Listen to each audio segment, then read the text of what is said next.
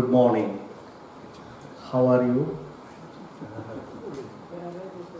It's a joy to be together with all of us, trying to explore what are the different dimensions of the challenge of the integral.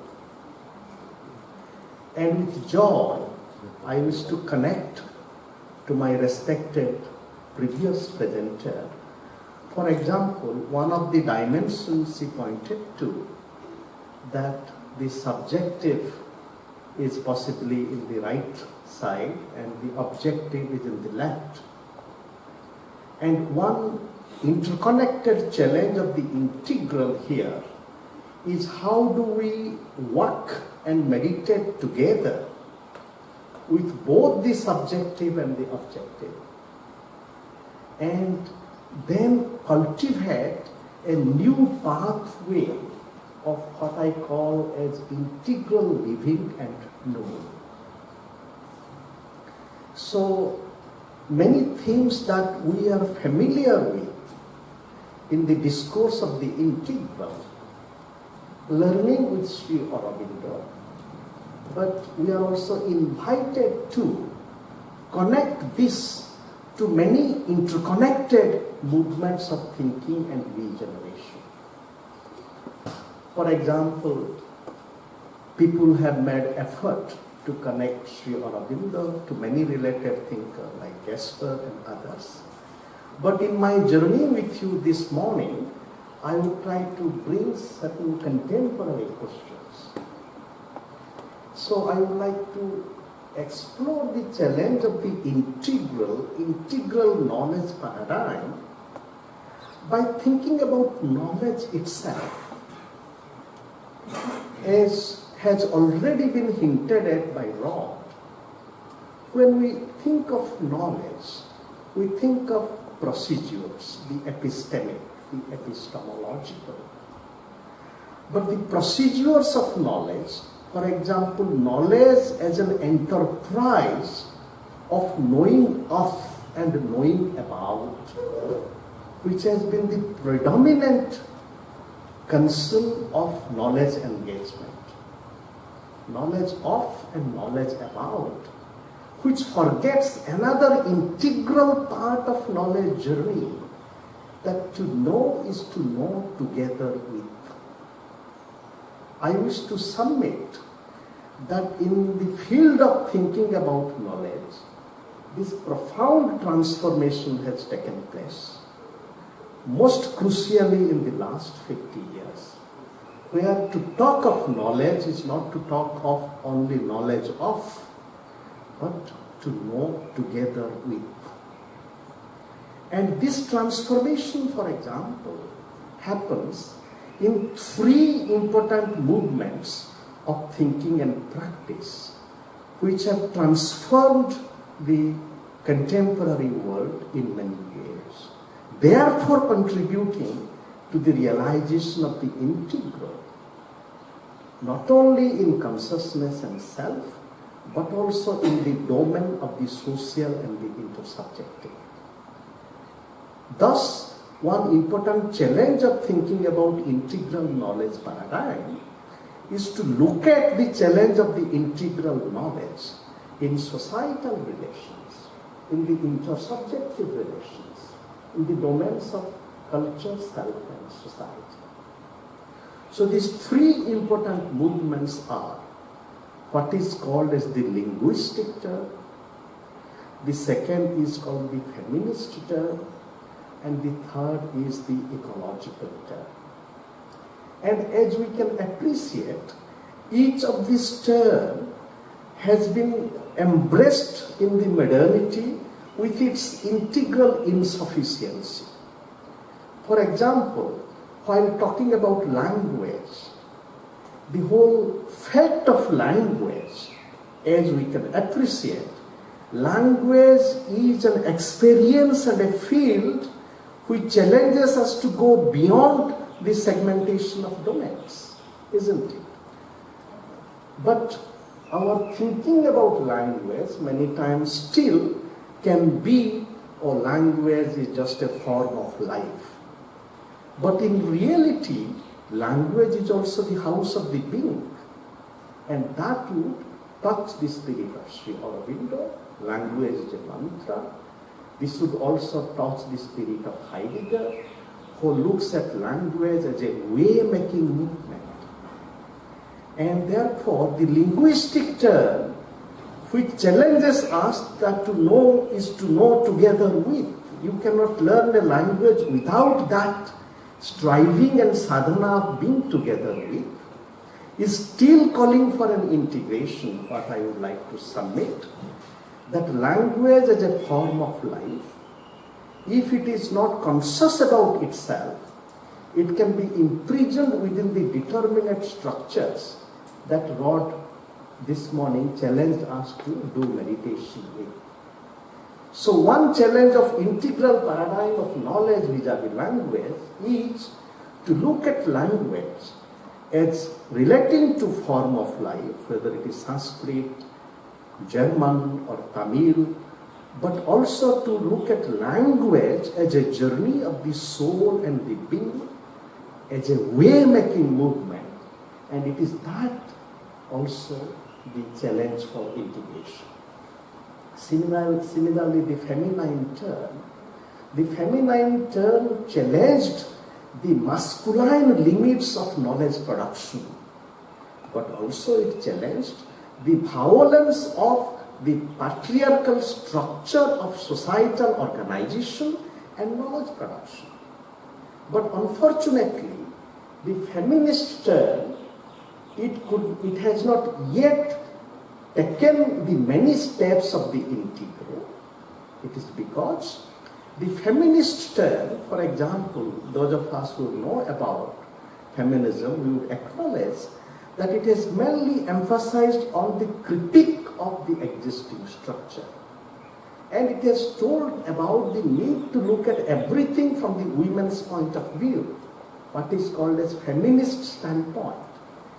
But this standpoint, dear friends, is primarily an epistemological standpoint.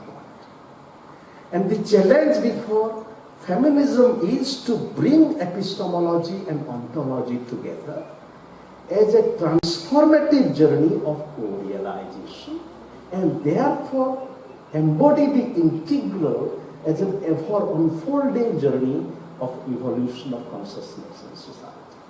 And similarly, the ecological term. But all these terms, let us realize that challenge us to realize that knowledge is not just about, knowledge is to know together with. Now, when we learn together with, here I would like to bring the challenge of integral mode of living and knowing to realities of violence and non-violence. To my humble knowledge, I think that the challenge of violence and non-violence has not been embraced integrally in the integral paradigm of knowledge. And this is a crucial issue, how it is. I draw your kind attention to these processes of societal relations as well as knowledge generation, how central the challenge of violence and non-violence are. For instance, the very process of integration as well as the telos of integration, the objective of integration, when it becomes a process, it deals with many stubborn resistances, isn't it? Look at the familiar logic of national integration. The story of national integration in history and society tells us that it is a process embedded in very difficult processes of violence and trying to overcome violence towards creating a non-violent morality of integration. This was the painful story in Europe, and this is the painful story in India and many countries around the world. We can in fact look at Sri Aurobindo's politics and philosophy as part of this epochal human struggle between violence and non-violence. Similarly, what Carl Gustav Jung calls integration of personality is not bereft of the challenge of repression of unconscious. But a journey of integration, how does it embrace the challenge that is posed to integration and transform the violent challenges into non-violent relations? Therefore, this is a crucial challenge. So the integral paradigm of knowledge generation must realize that all the elements that we are trying to establish connection, for example, in Sri Aurobindo's vision and practice, these 5 constituents, the physical, the mental, the vital, the psychic, and the spiritual. Now the challenge of integration is to realize that when we try to integrate, establish connection, there are a lot of resistances, and therefore how do we work with this resistance? Not in the familiar logic of violence, that is the old psychology, with a new logic of transmutation. Another important interrelated challenge here is that I am exploring at great length in my presentation. I may not have time to elaborate everything, but I just bring another theme to the center of our attention and meditation here. That is the theme of the transpositional. That means that the integral journey is a journey of moving together with and beyond positions. That means if we are constituted of these 5 elements, then we have a fundamental epistemic, ontological, moral, and spiritual responsibility to move from one position to the other. Therefore, thematically, methodologically, and as an art of living, we need to bring what I call as the bands of the transpositional to the bands of the integral. That way, the whole journey of integral living and integral knowing is facilitated, for example, our moving from one position to the other. And here, sociology, philosophy, psychology, pragmatics can help us in realizing what I call as towards a new creative pragmatics of transpositionality. And this creative pragmatics of transpositionality is also enabled by transforming our position as subject. Most of the time, our position of subject continues to reproduce itself as a fixed subject. And therefore, we need to realize that our position as subject is not just positioned subject. It is not just attributed subject.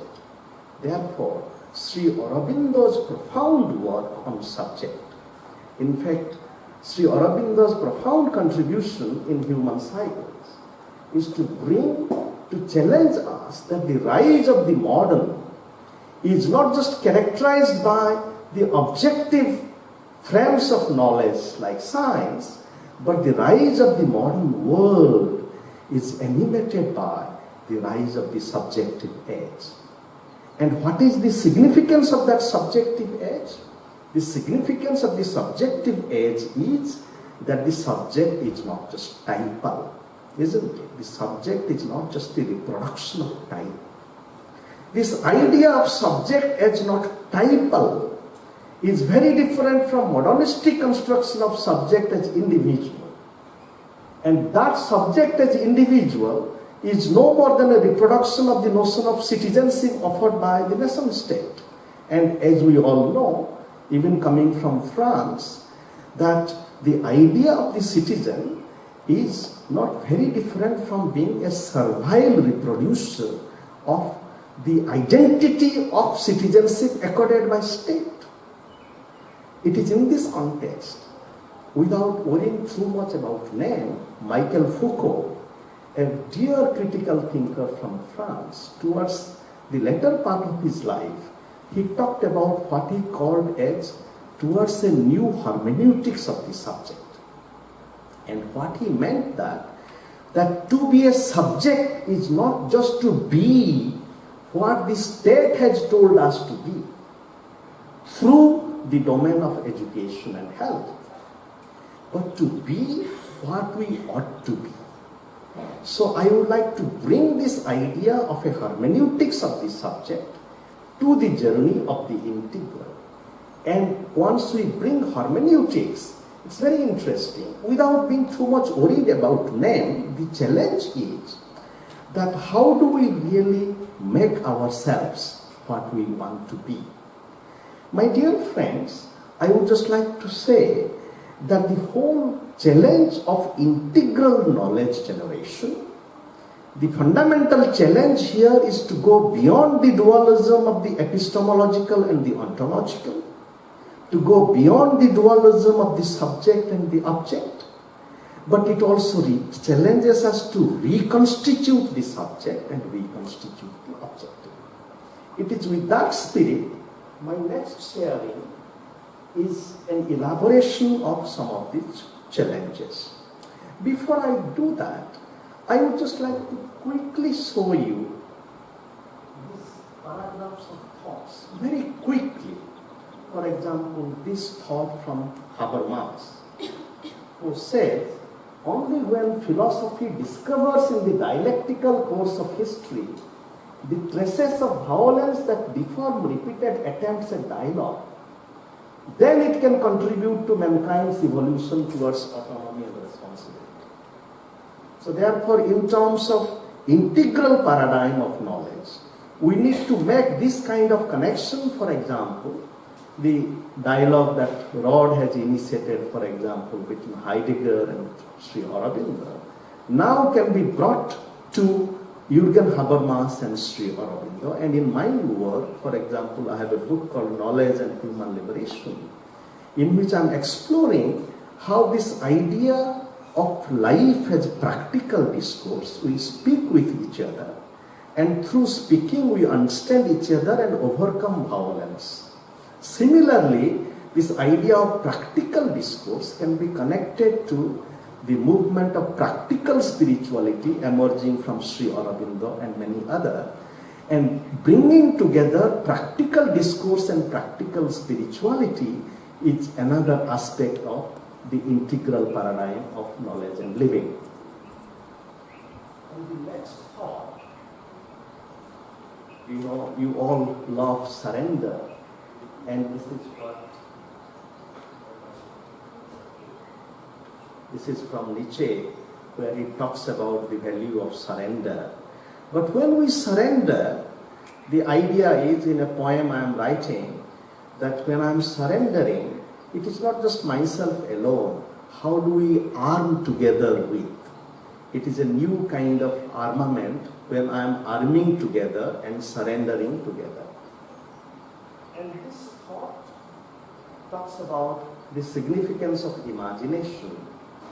And out of the many act of process of integration, we now need to bring imagination, vision, and intuition together as part of a widespread cultural movement of integration. And it is with that spirit I present this thought about imagination.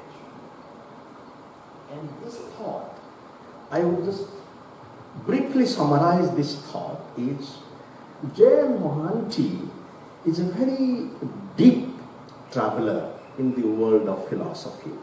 And he is saying that the fundamental challenge is an ethic of non-injury. Now, the integral paradigm of knowledge, I would like to submit that it is a journey of cultivating non-injury in modes of thinking and knowledge production.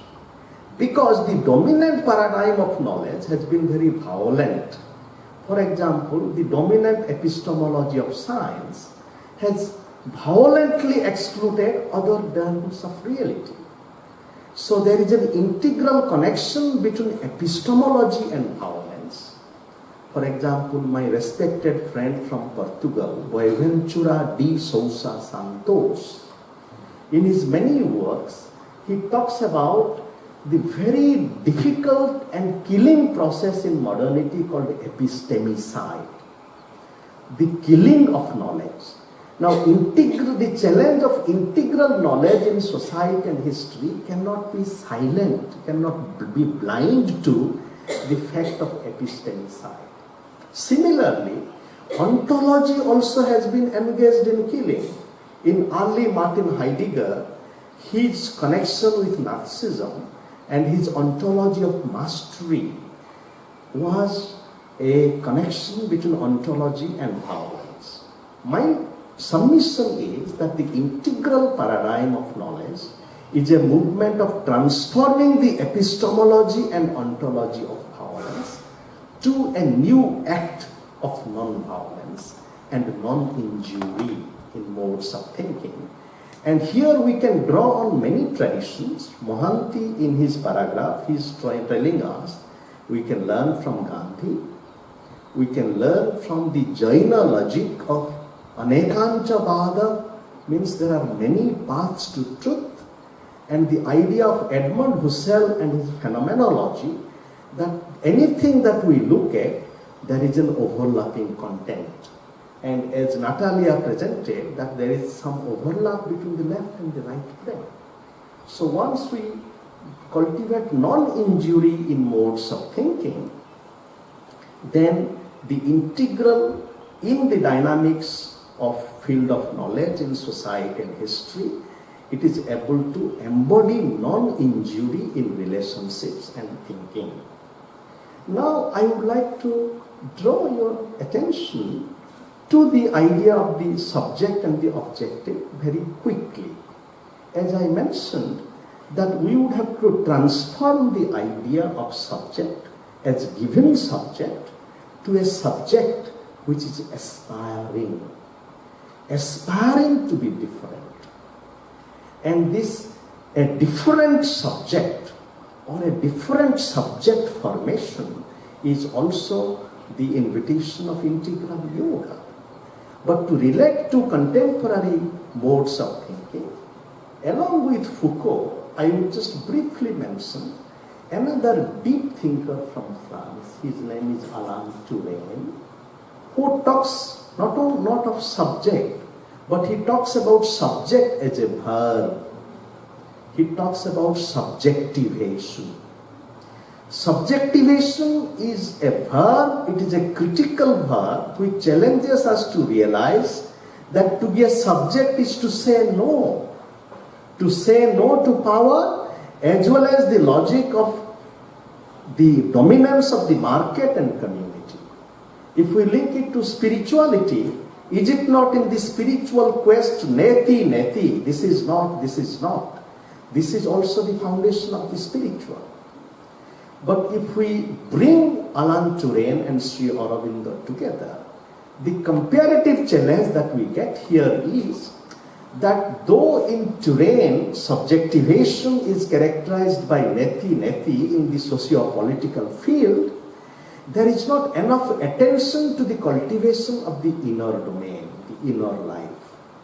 So I think the creative challenge of the integral now, that how subjectivation as a process of critique, saying no, but it is also a process of creative affirmation, involves both cultivation of appropriate inner life as well as appropriate public sphere. Similarly, when we come to the objective, now the idea of objective as objectivity has been a given notion, isn't it? I want to be objective, but this idea of the objective is mainly through scientific objectivity.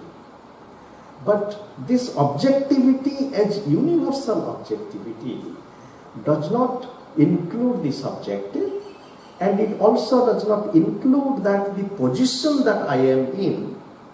Suppose I am born into a Dalit caste, as a low caste.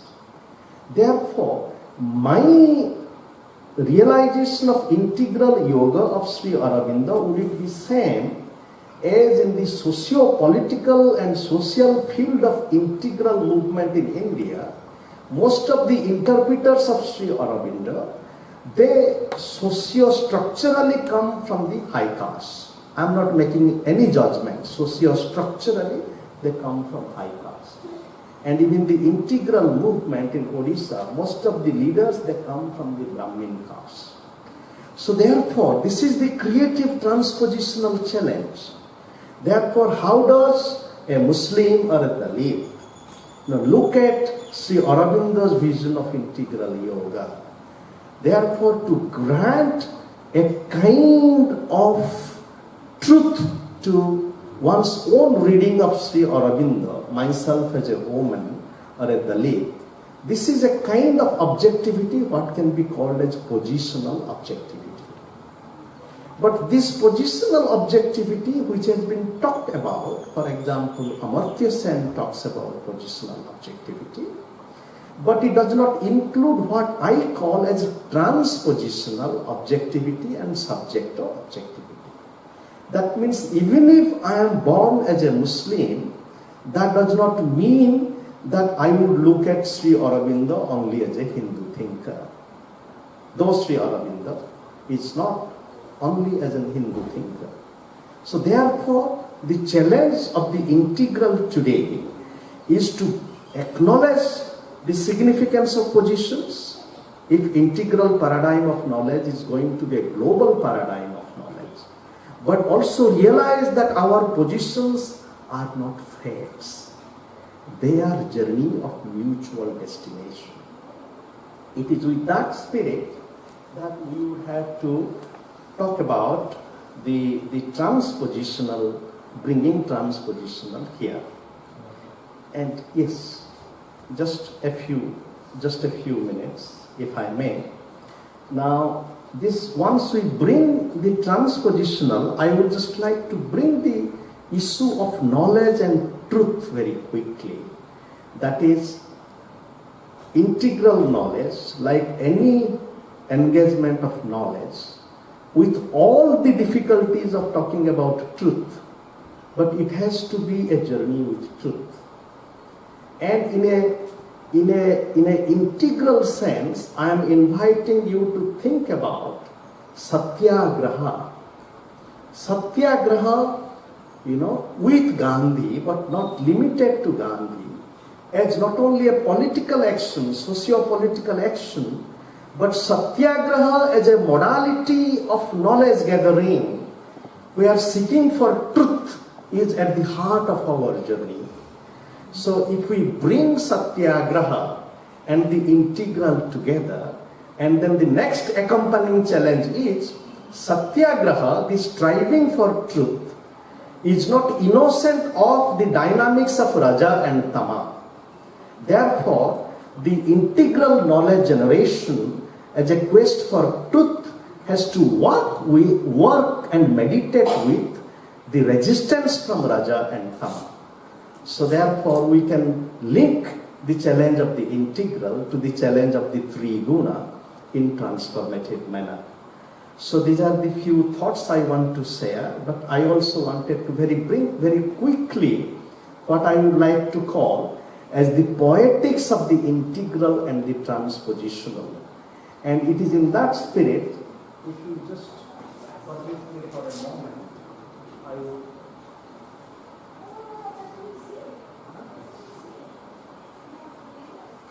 I have a few points, but let me just offer this one with you at this moment.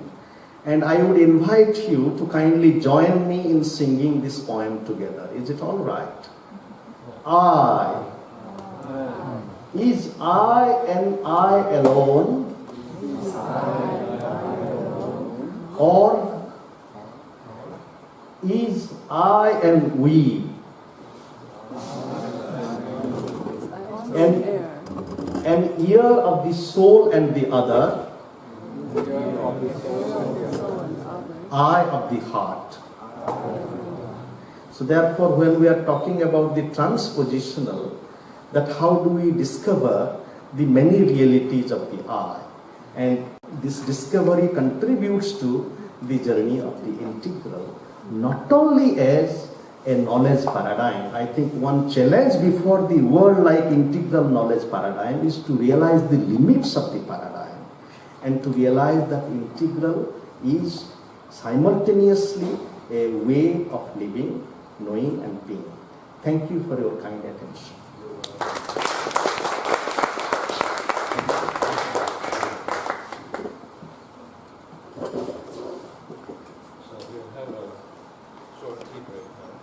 But I request a little discussion, please. So presentation without any discussion. We're going to have an opportunity. No, but I think after every presentation, I humbly submit that what is the point of having a presentation without discussion? That's true. That's true. That's fine. Yeah, that's fine. And I request you to kindly introduce yourself and share your thoughts. And with Rod's permission, we can assemble a few questions together. May I ask one question? Do you want to facilitate? Are you asking me, sir? No, I was asking Matthew. Do you want to facilitate the discussion? Oh. Like this is difficult.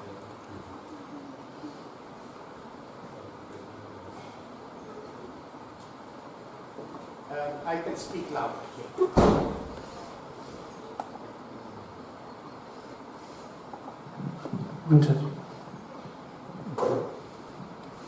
Thank you very much for a very interesting presentation.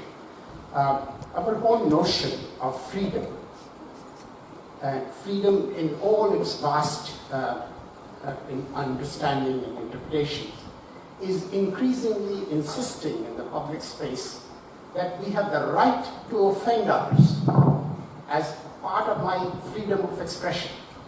We see this in France, we see this in the United States, we see every part of the world making cartoons or making fun of others. They say this is my right to offend others, and this is my sense of freedom. How do you integrate this notion of freedom on one hand and an integral understanding in which non-injury or non-violence, as I hear you, are so important part of your thought? Could you elaborate on it, because it confuses me? Thank you. Yeah, you lost me pretty much immediately after the lecture. I heard a lot of words which I didn't understand, and could you summarize what you wanted to tell us? And what has this in connection with integral philosophy? The only thing I got is that we need to disidentify and identify with something larger. But I felt that it was an academic thing which usually provides an education with a master degree in philosophy and sociology. So that's what my impression was. But if you could summarize for those who you lost during that lecture, then it might be an added advantage. Thank you. Could you introduce yourself? My name is Wolfgang. I'm living in Greece. I recognized some of your quotes. Habermas, Jürgen still is a professor. I don't even know whether he's still alive, but I studied with him in Germany, in the Frankfurt University. And other than that, right now I'm retired and a tour operator and guide. You're welcome. Any other thought?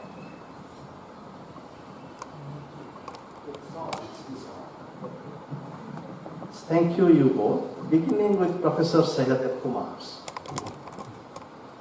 Of course, the integral is among its many journey, the challenge of integration is to connect freedom to a realization of limits of freedom, but also have a realization of the multidimensional reality of the subject of freedom. Therefore, the notion of freedom coming from liberal political theory, freedom of speech, that can be defined by interacting with the idea of coming from the integral tradition, where the notion of subject is much deeper and multidimensional, where the subject also needs to cultivate the capacity to critique himself or herself. So I think this is the possibility gets opened up by a deeper co-realization of liberal political philosophy with integral journey. And in that process, there is a challenge of integration of freedom and responsibility.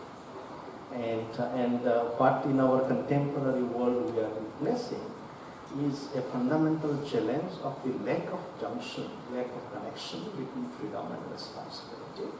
But here the integral would add new ways of thinking about responsibility. Responsibility, how it is possible, for example, without development, spiritual development of human consciousness. Now to you, Wolfgang, so vielen Dank, thank you. And any communication is a journey of mutual sharing. At the same time, it is an invitation for an understanding together with and further.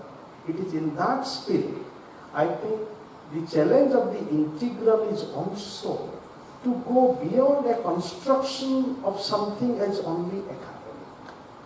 Because if we already proudly construct something as only academic, then maybe it does not open up doors and windows in our worlds of perception. And I think the fundamental challenge before the integral, among others, is to go beyond this dualism between sadhaka and sadhika and the academic. As some form of academic engagement is also a kind of sadhana. The sadhana dimension must not forget the challenge of knowledge adventure. Therefore, what initially seemed as word, these words are also symbols. They are also invitations for adventures of learning and consciousness. It is with that spirit that I would not take much time to summarize, but I just want to mention that the whole journey with the integral paradigm of knowledge can now involve the challenge of a transpositional movement. And I think if we bring transpositionality to integral, it will be enriching.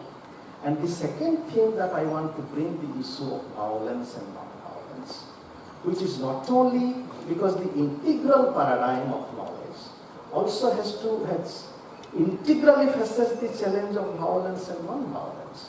But maybe it has not theorized itself enough. Let me submit this as an offering to think further.